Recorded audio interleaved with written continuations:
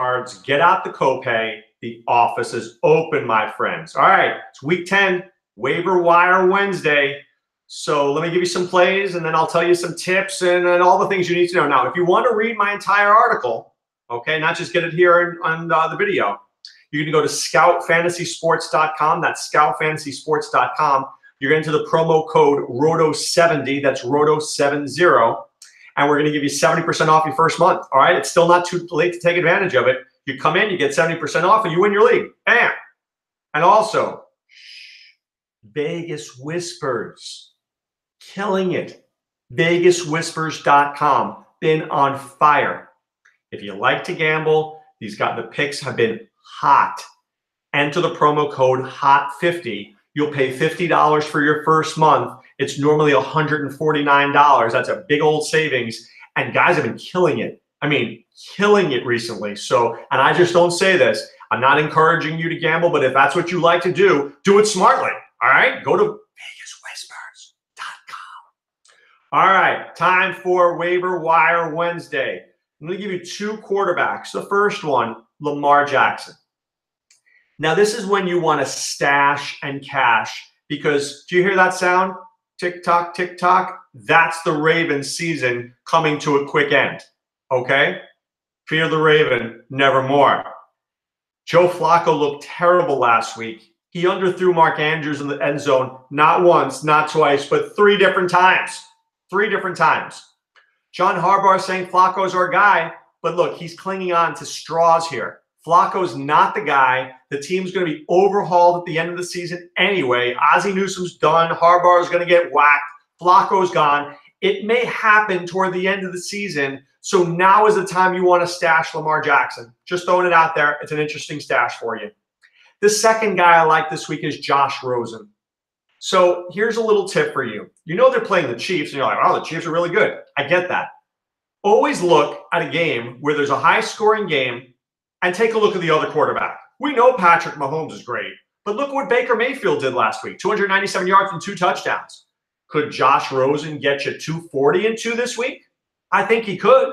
He's got Christian Kirk. He's got Larry Fitzgerald. He's got David Johnson. He's got Ricky Seals-Jones. He's got skill players.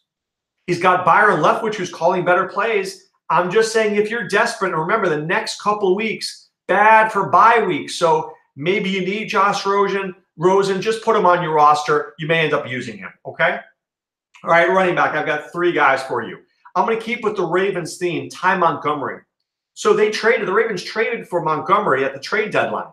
Well, Alex Collins they're not getting rid of, but maybe they don't like Buck Allen. Maybe they think Montgomery's an upgrade. Now, Montgomery didn't play in week 9. In week 10, they're on a bye week. So Montgomery's going to play in week 11. You don't get a guy like that and just stick him on your bench. You get a guy like that because you want to use him. And maybe use him with Lamar Jackson. Just throwing it out there. My second guy is a hunch, Josh Adams. The Eagles did not make a trade at the trade deadline, and I thought they would have. They could have gotten Le'Veon Bell, or I wish, LaShawn McCoy. The Bills didn't want to move him. So they got Smallwood, they've got Clement, they've got Sproles, and they got Josh Adams. He was the best runner when they played their last game against Jacksonville in London. He may get a lot of touches this week. Is he great? No. But are the other guys that great? No. He will have a chance to emerge there. If you're desperate for a running back, take a shot on him. And finally, the New York Jets, Elijah McGuire. Isaiah Crowell's not a very good running back. He's had 2 terrific games, week 1 and the game against Miami. Take out those games, what do you got? Nothing. Really nothing. The guy hasn't run for more than 40 yards in those games. So McGuire, the problem is with Crowell, when Crowell plays, the Jets are predictable on first and second down because they just run the ball because Crowell's not a great receiver. But McGuire can run, he can catch, he can do everything. He's a lot like Bilal Powell. I think he's a really, really smart pickup right now. So I would investigate. Wouldn't shock me if he was the Jets starting running back the rest of the way. Okay, wide receiver. The first guy is Marquez Valdez-Scantling. I mean, he's got to be the #1 player out there on waiver wire. Geronimo Allison's out for the year. I know there's Randall Cobb. I know there's Javonte Adams. But I still think there's a ceiling there because the Packers throw the football. And Valdez-Scantling is a pretty darn good player. Would I use my #1 waiver pick on him? Yes, I would. Would I bid $100, $200, $300 for him? Probably in the $200-300. Yeah, I think he's a good player. If he's out there, I think that's a guy that you might want to investigate. I'm not sure how many better guys there are this week. Now, remember, don't throw all your money this week because what we know over the next couple of weeks, somebody else will emerge. So if I could go like 200-300 on Valdez-Scantling this week and maybe another couple hundred on another guy in a week or two, and I could put them both on my roster, bam, right? Adam Humphries. This is a guy I'd spend on, but don't go crazy. Last week was a real confluence of circumstances. The Panthers not very good against slot receivers. The Buccaneers down by a ton. The pass rush was coming. They had to get the ball out quickly. Mike Evans wasn't having a great day. Godwin wasn't really around. So I think Humphries is good, but he's not as good as he was last week. Don't overpay for that. And then finally, Cincinnati, A.J. Green's out for the next couple of weeks. So Tyler Boyd's their number one guy for sure.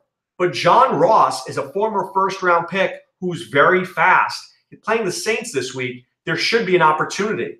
And what about Josh Malone? He's got some size. He's got some speed. He's played well in the preseason. Maybe he gets a chance to do something. I'm not sure I love him. I think I like Mixon. I like Boyd way more. But I would take a shot on one of those two receivers if I was desperate. And finally, at tight end, I got two guys for you. One is Jeff Heuerman.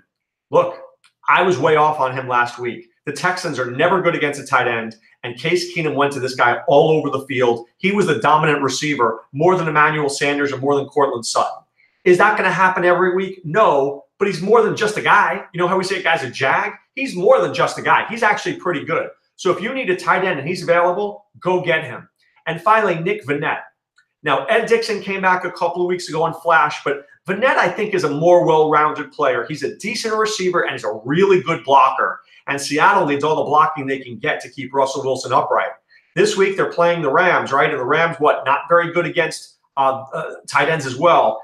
This could be a Nick Vannett week if you need a guy, right? Look, Charles Clay is hurt. Some other guys aren't very good. You need a guy, right? Sometimes, and you look at Vannett, and he could help you out. All right? So those are some of the waiver wire picks for this week. I'll be back later this week with the Thursday night matchup. And, of course, you can find all my stuff at scoutfantasysports.com. So right now it's time to put away the insurance cards, put away the copay. The office is closed, my friends. Please check out scoutfantasysports.com. Remember, Roto 70% off your first month there. So I'll see you soon. All right, this is Dr. O saying be well and take care.